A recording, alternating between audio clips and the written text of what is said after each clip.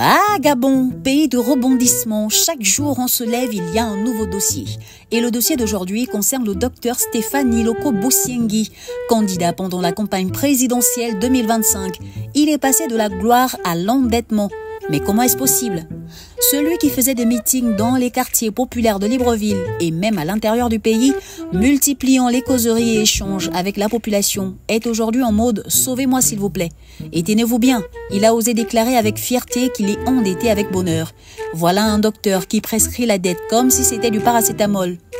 Toujours théâtral, notre cher candidat a pris sa plus belle plume pour écrire au président de la République, Brice Clotaire Oligui-Nguema.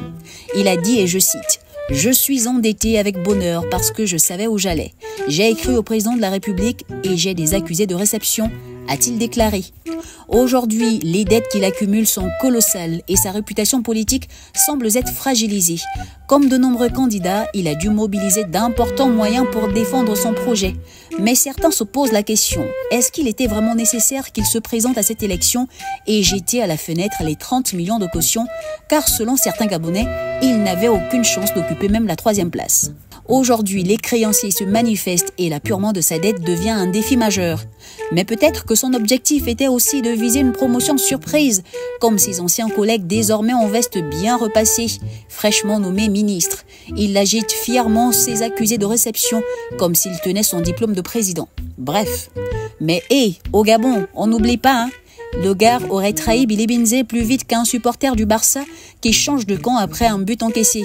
Et ça, mon frère, c'est comme le poisson fumé, ça laisse une odeur qui colle.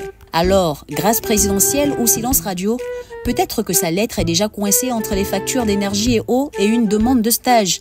En attendant, la campagne est bien finie, hein.